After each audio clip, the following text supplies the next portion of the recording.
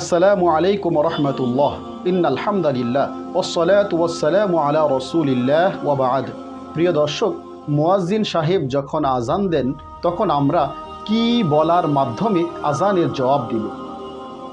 সহিহ বুখারী মুসলিমে একটি হাদিস বর্ণিত হয়েছে। রাসূলুল্লাহ সাল্লাল্লাহু আলাইহি ওয়াসাল্লাম বলছেন, ইযা সামি'তুমুন নিদাআ ফাকুলু মিসলা মা ইয়াকুলুল মুআজ্জিন। যখন মুয়াজ্জিন আজান দিবে তোমরা মুয়াজ্জিনের অনুরূপ বাক্য বলার মাধ্যমে আজানের জবাব দিবে। প্রিয় দর্শক, তাই আমরা মুয়াজ্জিন যে বাক্য বলবে একই বাক্য বলার মাধ্যমে আজানের জবাব দিব। আজানের জবাব অত্যন্ত ফজিলতপূর্ণ একটি কাজ। মুসনাদে আহমদের বর্ণনায় বিশ্বনবী সাল্লাল্লাহু আলাইহি সাল্লাম বলছেন, মান ক্বালা মিসলা মা ক্বালা হাযা ইয়াকিনান মিন কলবিহি দাখালাল জান্নাহ।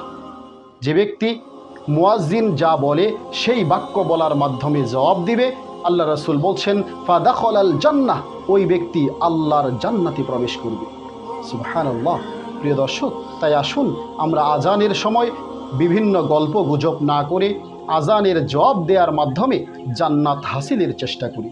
আল্লাহ রাব্বুল আলামিন আমাদের সকলকে আজানের জবাব দেওয়ার তৌফিক দান করুন এবং আজানের জবাব দেওয়ার যে ফজিলত জান্নাত, সেই জান্নাত আমাদের সকলকে হাসিল করার তৌফিক দিন। আল্লাহুম্মা আমিন। ওয়াসসালামু আলাইকুম ওয়া রাহমাতুল্লাহি ওয়া বারাকাতুহু।